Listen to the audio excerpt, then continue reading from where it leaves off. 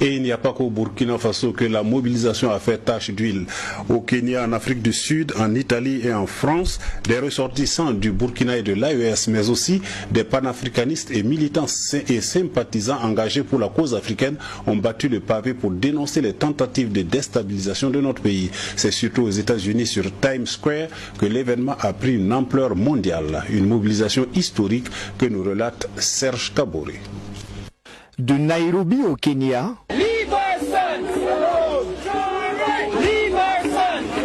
en passant par Santon City en Afrique du Sud, Rome en Italie,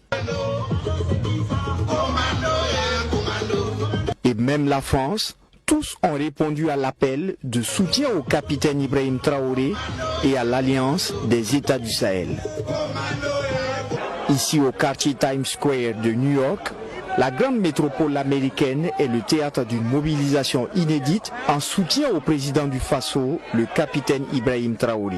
Répondant à l'appel des organisations panafricanistes et des diasporas africaines, plusieurs personnes sont rassemblées ici sous les couleurs du Burkina Faso et de l'Alliance des États du Sahel avec des slogans dénonçant l'ingérence étrangère et saluant la politique souverainiste du capitaine Traoré.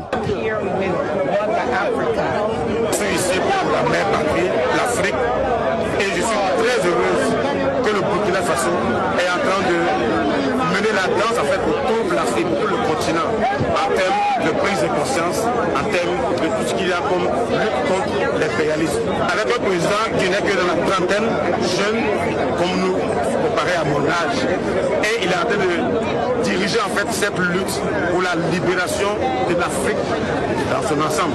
Et il a bien compris que ce sont les jeunes qui devaient être aux avant-gardes afin de pouvoir libérer l'Afrique et dans son cas particulier développer le Burkina Faso.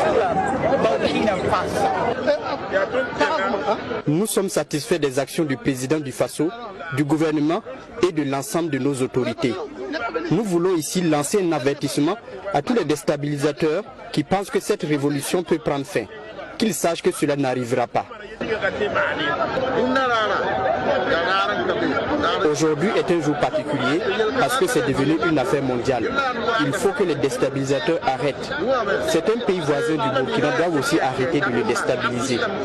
Tout le continent est aujourd'hui debout pour le Burkina, pour le capitaine Ibrahim Traoré. Autour de New York, des rassemblements similaires ont eu lieu à Washington DC, Atlanta et Chicago, où la communauté africaine s'est également mobilisée pour exprimer son soutien au président Traoré et à sa vision panafricaniste.